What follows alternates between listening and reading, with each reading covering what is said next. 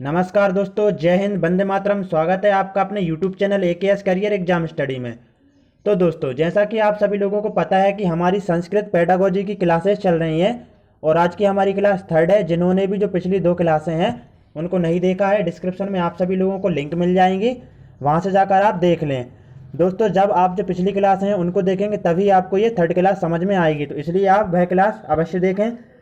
और साथ साथ में दोस्तों, आप सभी लोगों से एक छोटी सी रिक्वेस्ट है कि जिन्होंने भी चैनल को सब्सक्राइब नहीं किया है वह सब्सक्राइब जरूर कर लें और साथ साथ में बेल आइकन को भी दबाएं, ताकि दोस्तों जो नेक्स्ट वीडियो है उसकी नोटिफिकेशन आपको मिल सके। और अपने व्हाट्सएप ग्रुप में शेयर करें और लाइक करें, आपके लाइक से हमें मोटिवेशन मिलता है और इतनी अच्छी अच्छी क्लासेस में फिर लाता हूँ आपके लिए। तो चलिए दोस्तों, स्टार्ट करते हैं हमारा टॉपिक। जैसा कि दोस्तों आप सभी लोगों को पता ही है, पिछली क्लास में हम डिस्कस कर चुके हैं कि हमारी 3 प्रकार की विधियाँ हैं। कौन कौन सी? परंपरागत, प्राचीन, नवीन आ जाएंगे, उसके बाद नवीन और या फिर आधुनिक, उसके बाद नवीनतम उपागम आ जाएंगे, जिसमें हम परंपरागत प्राचीन विधियों को पढ़ रहे हैं। और जो परंपरागत प्राचीन विधियां हैं उन्हीं के एक प्रकार है, कौन सा है दोस्तों? पाठशाला विधि और गुरुकुल परंपरा, इसी को कहा जाता है। और उसका दूसरा प्रकार है व्याकरण अनुवाद विधि।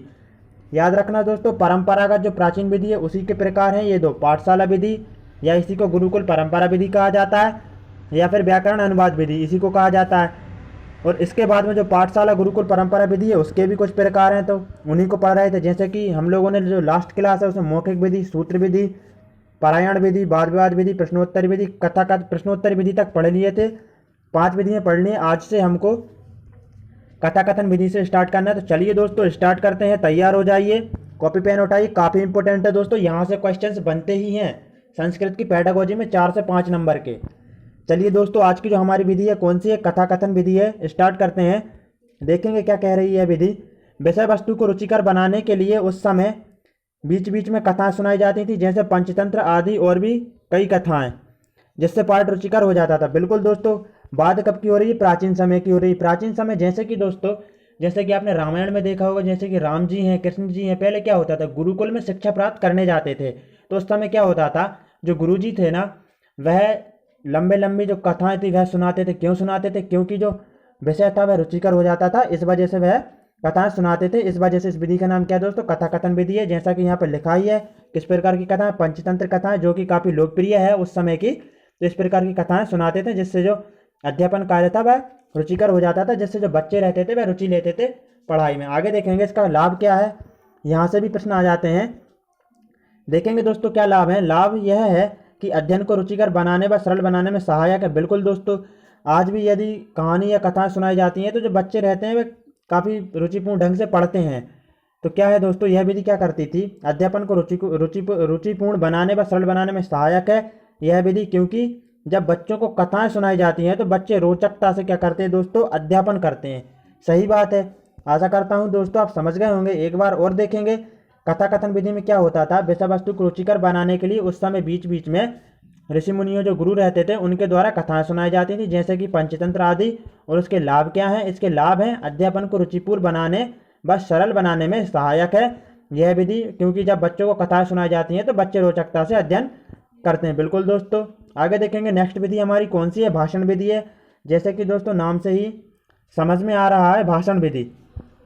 देखेंगे क्या है, कई बार गुरु विषय को अच्छी तरह से स्पष्ट करने के लिए लंबे लंबे भाषण व व्याख्यान देते थे, कथा कहानी का सहारा लेते थे। बिल्कुल दोस्तों, जो प्राचीन समय में क्या होता था, जैसे कि कई लंबे लंबे व्याख्यान रहते थे, पाठ रहते थे, उनका क्या करते थे, जो गुरु रहते थे वह लंबे लंबे भाषण देते थे। आज के समय भी नेता लोग देते हैं। उसी प्रकार से गुरु उस समय जो उनके शिक्षार्थी थे उनके लिए जो लंबे पाठ रहते थे, विषय रहते थे, उनको स्पष्ट करने के लिए लंबे लंबे भाषण देते थे। आगे देखेंगे इसका लाभ क्या है। इससे छात्रों को किसी विषय पर विस्तृत जानकारी प्राप्त हो जाती थी। बिल्कुल दोस्तों, जैसा कि कोई सब्जेक्ट है उसके विषय में शिक्षक क्या करता था, गुरु क्या करते थे, लंबे लंबे भाषण देते थे, जिससे जो शिक्षार्थी थे उन्हें विस्तृत जानकारी, उसके बारे में संपूर्ण जानकारी प्राप्त हो जाती थी। इसका लाभ यही है। कौन सी विधि है दोस्तों? भाषण विधि है। एक बार फिर देखेंगे ताकि आपको अच्छे से समझ में आ जाए। कई बार गुरु क्या करते थे, विषय को अच्छी तरह से स्पष्ट करने के लिए लंबे लंबे भाषण व व्याख्यान देते थे, कथा कहानी का सहारा लेते थे। बिल्कुल, इससे छात्रों को किसी विषय पर विस्तृत जानकारी प्राप्त हो जाती थी। एक और लाभ है, और अध्यापन संबंधी कार्य स्पष्ट हो जाता था। बिल्कुल दोस्तों, 2 लाभ है, काफ़ी इंपॉर्टेंट है, यहाँ से क्वेश्चन आ जाता है। नेक्स्ट देखेंगे दोस्तों, जो नेक्स्ट विधि है वह है कक्षा नायक विधि। कक्षा नायक विधि, कक्षा का नायक। देखेंगे इस विधि में गुरु की अनुपस्थिति में जो मेधावी छात्र रहते थे मतलब कि प्रेजेंट टाइम में मॉनिटर। तो छात्र गुरुकुल के अन्य छात्रों को पढ़ाते थे। बिल्कुल दोस्तों, आप आसानी से समझ जाएंगे कैसे। वर्तमान समय में क्या होता है, जब शिक्षक कक्षा से चले जाते हैं या उन्हें अन्य कार्य रहता है, तो जो गुरु रहते हैं वे क्या करते हैं, जो मॉनिटर रहता है, मेधावी छात्र रहता है, उसको यह दायित्व दिया जाता है कि वह कक्षा के अन्य छात्रों को पढ़ाए। तो यह विधि वही है। इस विधि में क्या, गुरु की अनुपस्थिति में जो मेधावी छात्र रहता था वह गुरुकुल के अन्य छात्रों को पढ़ाते थे। जैसे कि दोस्तों यहाँ पर साफ साफ लिखा है वर्तमान में मॉनिटर। आप समझ गए होंगे। इसके क्या लाभ है देखेंगे।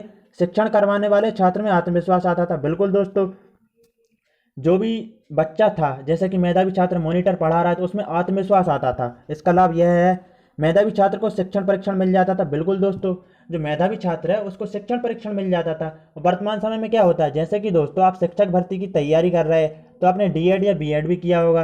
तो इसमें क्या होता है, 40 डेज के लिए स्कूलों में पढ़ाने के लिए भेजा जाता है, ट्रेनिंग के लिए भेजा जाता है। तो उसी प्रकार से जो मेधावी छात्र था उस समय उसको इसी प्रकार की ट्रेनिंग मिल जाती थी। आगे देखेंगे, इसका वर्तमान में मॉनिटर हो गया। दोस्तों इसका एक दोष भी है। क्या दोष है देखेंगे दोस्तों, कक्षा के अन्य छात्रों को यह लाभ नहीं मिल पाता था। बिल्कुल दोस्तों, जो मेधावी छात्र है उसी को यह लाभ मिलेगा, वही शिक्षण में क्या होगा, परिपूर्ण होगा। लेकिन जो अन्य छात्र हैं, जो मंदबुद्धि छात्र हैं, उनको तो मिल नहीं पाता। तो इसका यह दोष है। तो इस वजह से ये प्राचीन विधियाँ काफ़ी दोषपूर्ण भी हैं। कक्षा नायक विधि हो गई दोस्तों। एक बार फिर देखेंगे, इस विधि में क्या होता था, गुरु की अनुपस्थिति में जो मॉनिटर रहता था कक्षा का, वर्तमान समय में कहें तो, और उस समय मेधावी छात्र तो वह अन्य छात्रों को पढ़ाता था। लाभ क्या था, जो छात्र शिक्षण करवाता था उसका आत्मविश्वास बढ़ता था और मेधावी छात्र को शिक्षण परीक्षण मिल जाता था। वर्तमान समय में डीएड बीएड करते हैं तो 40 डेज के लिए ट्रेनिंग होती है। उसी प्रकार से इसका एक दोष क्या था दोस्तों, दोष यह था कि कक्षा के अन्य छात्रों को यह लाभ नहीं मिल पाता था। बिल्कुल आगे देखेंगे, आगे जो है व्याकरण विधि। व्याकरण विधि को देखें, काफ़ी इंपॉर्टेंट है दोस्तों, यहाँ से क्वेश्चन बन ही जाता है।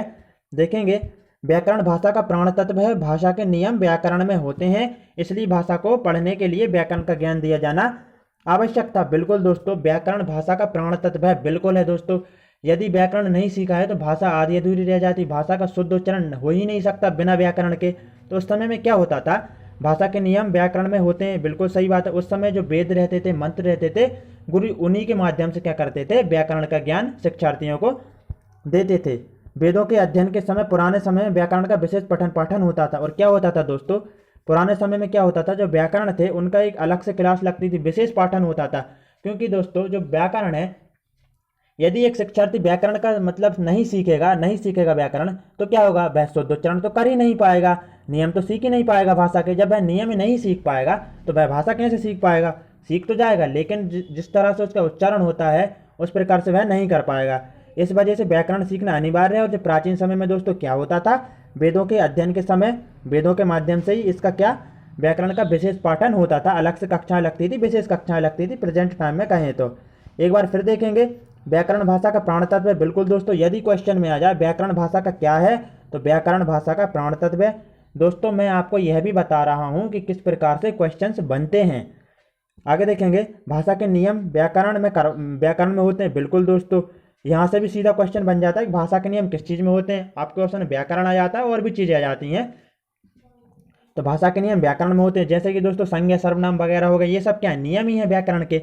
आगे देखेंगे, इसलिए भाषा को पढ़ने के लिए व्याकरण का ज्ञान दिया जाना आवश्यक था। बिल्कुल दोस्तों, तो देख चुके हैं, वेदों के अध्ययन के समय पुराने समय में व्याकरण का विशेष पाठन होता था। लाभ देखेंगे, भाषा का शुद्ध परिष्कृत व परिमार्जित ज्ञान प्राप्त हो जाता था। इसका क्या लाभ है दोस्तों, जब कोई भी शिक्षार्थी व्याकरण को सीख लेगा तो क्या होगा, भाषा का शुद्ध, बिल्कुल शुद्ध तरह से उच्चारण तो कर पाएगा।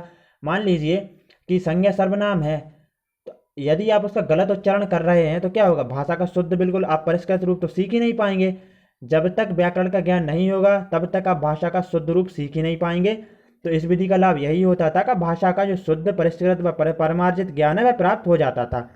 दोस्तों हमारी जो पाठशाला जो गुरुकुल परंपरा विधि है उसके जो जितने भी प्रकार थे 10 के 10 प्रकार कर लिए हैं। लास्ट वीडियो सेकंड क्लास और आज की थर्ड क्लास में दोस्तों ये पाठशाला जो विधि है उसके गुण और जो दोष हैं वह भी देख लेंगे। देखेंगे दोस्तों, गुरुकुल विधि को क्या कहा जाता है, गुरुकुल परंपरा विधि भी कहा जाता है। इसका पहला गुण क्या है दोस्तों, इसका गुण है चरित्र निर्माण में सहायक। बिल्कुल दोस्तों, चरित्र निर्माण में सहायक होती थी यह विधि। यदि क्वेश्चन में आ जाए कि चरित्र निर्माण में कौन सी विधि सहायक होती थी, तो आप क्या लगाएंगे दोस्तों, गुरुकुल परंपरा या पाठशाला विधि लगाएंगे। अच्छी तरह से समझ लेना।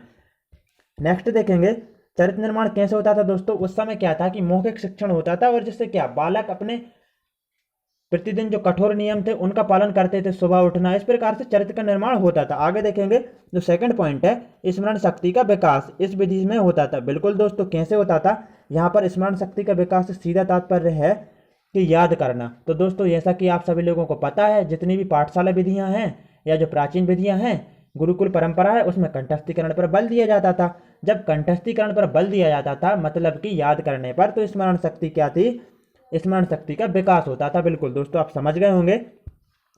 आगे देखेंगे दोस्तों, देखिए वही पॉइंट आ गया है, इस विधि में कंठस्थीकरण का विकास होता था। बिल्कुल दोस्तों, 10 के 10 प्रकार पढ़े हैं हम लोगों ने, किस चीज के, कौन सी विधि के, पाठशाला या गुरुकुल परंपरा विधि के। एक प्रत्येक विधि में कहा गया है, क्या कहा गया है, कंठस्थीकरण का विकास होता था। यदि व्याकरण के नियम हो उनको भी रटवाया जाता था कंठस्थीकरण के माध्यम से, तो जो कंठस्थीकरण पर ज्यादा बल देती थी। नेक्स्ट क्या है इसका देखेंगे, इस विधि में मेधावी छात्रों का अधिक विकास होता था। बिल्कुल दोस्तों, जैसा कि हम कक्षा नायक विधि में देख चुके हैं, मेधावी छात्र क्या करता था, वह जो है पढ़ाता था गुरु की अनुपस्थिति में, तो उससे क्या उसको लाभ होता था। और मेधावी छात्रों को अधिक विकास कैसे होता था, देखना दोस्तों क्या है, उस समय में कंठस्थीकरण पर बल दिया जाता था। जो बच्चे मेधावी रहते थे वही इनमें परिपूर्ण होते थे। जो मंद बुद्धि रहते थे वह तो पिछड़ जाते थे।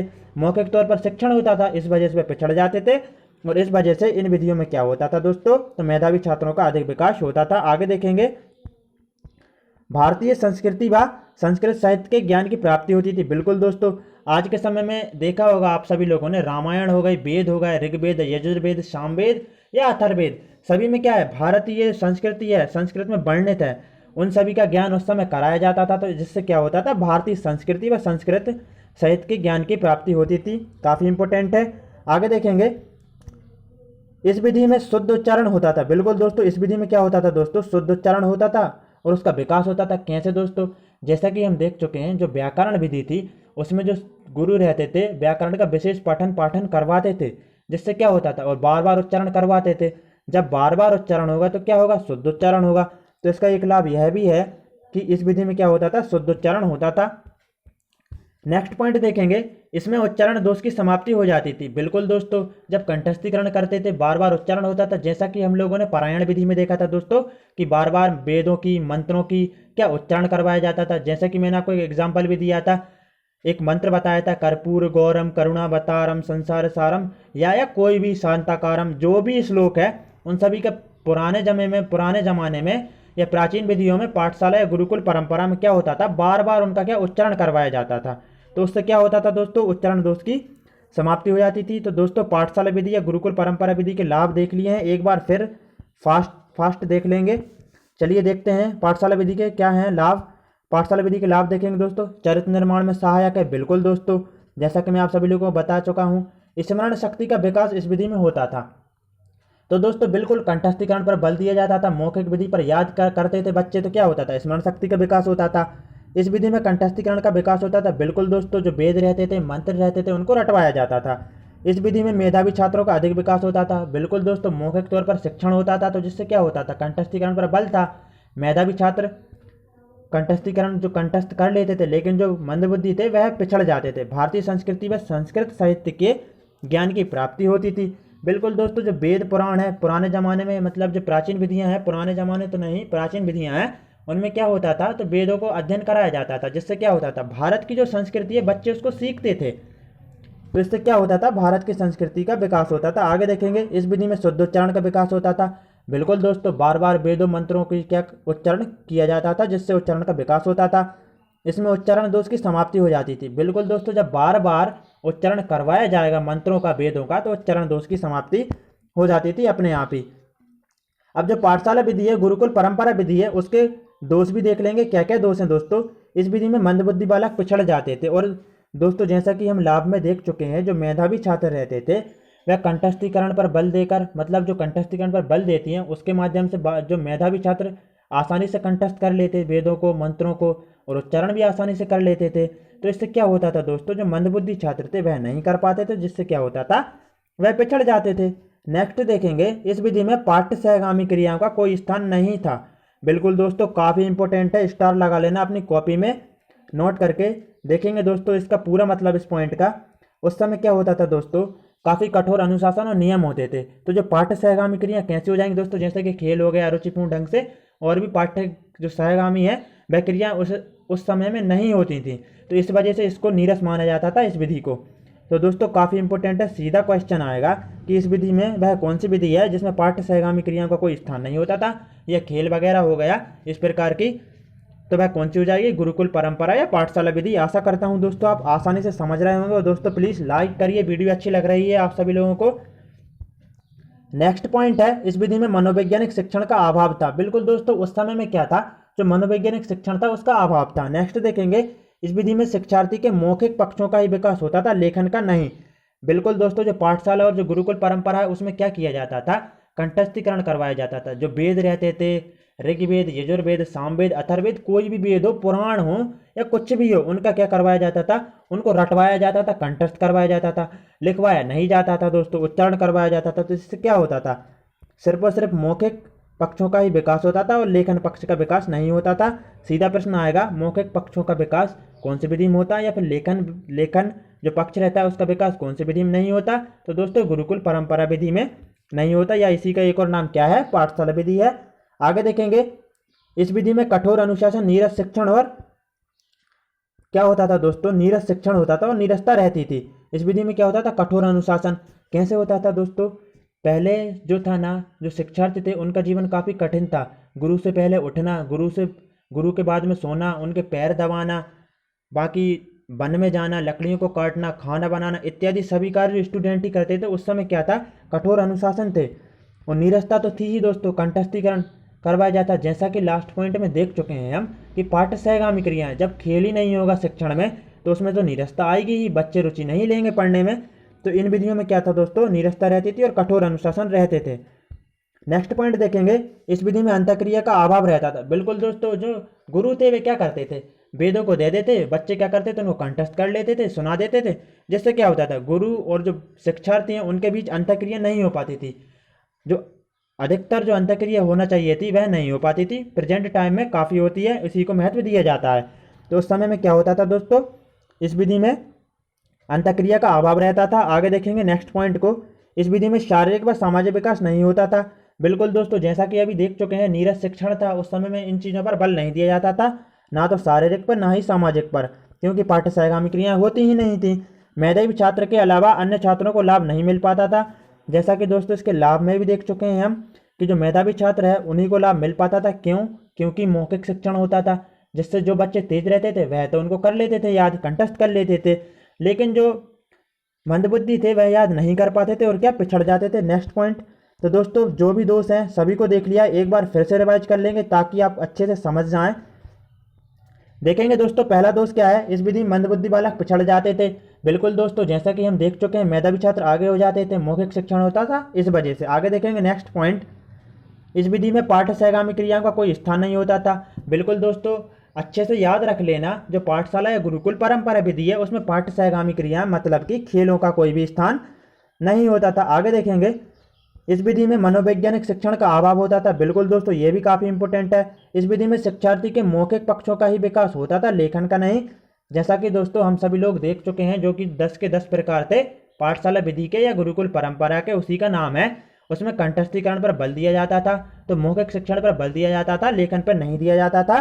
तो इसमें मौखिक पक्ष का विकास होता था लेकिन लेखन का नहीं होता था। नेक्स्ट है, इस विधि में कठोर अनुशासन, नीरस शिक्षण और क्या था दोस्तों, नीरसता रहती थी। बिल्कुल दोस्तों, गुरु से पहले उठना, गुरु के बाद में सोना, उनके पैर दबाना, यह ठीक है, अच्छी बात है, लेकिन कठिन होता था। उस समय जो शिक्षार्थी थे उनका जीवन स्वयं खाना बनाना और वन में जाकर लकड़ी काटना, इस प्रकार से भिक्षा मांगना, इस प्रकार से काफ़ी कठिन होता था और पाठ्य सहगामी क्रियाएं नहीं थी। तो इस वजह से क्या होता था दोस्तों, नीरस रहता था शिक्षण, और जब नीरस रहेगा तो बच्चे कैसे पढ़ेंगे। इस विधि में अंतःक्रिया का अभाव रहता था। बिल्कुल दोस्तों, जो शिक्षक रहते थे वे क्या करते थे, गुरु वेद दे देते, वेदों के मंत्र दे देते, उनको याद करने के लिए वह याद करते थे, सुनाते थे, बस। अंतःक्रिया का अभाव था। इस विधि में शारीरिक व सामाजिक विकास नहीं होता था, इन दोनों का तो बिल्कुल भी ध्यान नहीं दिया जाता था। नेक्स्ट देखेंगे, मेधावी छात्र के अलावा अन्य छात्रों को लाभ नहीं मिल पाता था। बिल्कुल दोस्तों, मौखिक शिक्षण होता था, जो बच्चे तेज रहते थे वे याद कर लेते थे, रट लेते थे, बाकी जो बच्चे मंदबुद्धि थे वह पिछड़ जाते थे। दोस्तों, हमारी जो पाठशाला विधि है, जैसा कि प्राचीन विधि की एक प्रकार है पाठशाला या गुरुकुल परंपरा विधि, और गुरुकुल परंपरा विधि या पाठशाला विधि के कितने 10 प्रकार हैं दोस्तों, उन सभी को हमने कर लिया है। और अब बची है कौन सी दोस्तों, व्याकरण अनुवाद विधि, इसको भी करेंगे। उसके बाद हम नवीन आधुनिक या उन विधियों पर आ जाएंगे। जैसा कि दोस्तों हमारी कल की वीडियो में यह विधि है यह समाप्त हो जाएगी। उसके बाद में यह करेंगे हम नवीन आधुनिक विधि, उसके बाद में नवीनतम उपागम करेंगे दोस्तों। जैसा कि आप सभी लोगों को पता है, मौखिक एवं व्यक्तिगत विधि, सूत्र विधि, पारायण विधि, वाद विवाद विधि, प्रश्नोत्तर विधि, कथाकथन विधि, कक्षा नायक विधि, व्याख्या विधि, भाषण विधि, व्याकरण विधि, ये सभी को कर लिया है। आशा करता हूँ दोस्तों आप सभी लोगों को समझ में आ गई होगी। तो चलिए दोस्तों कल मिलते हैं। जय हिंद, वंदे मातरम दोस्तों। लाइक और सब्सक्राइब करना ना भूलें दोस्तों, क्योंकि यदि आप सब्सक्राइब करोगे और बेल आइकन को दबाएंगे तभी आपको नेक्स्ट वीडियो मिल पाएगी। और दोस्तों वीडियो अच्छी लगे तो लाइक ज़रूर करें, क्योंकि दोस्तों आपके लाइक से हमें मोटिवेशन मिलता है दोस्तों। जय हिंद, वंदे मातरम।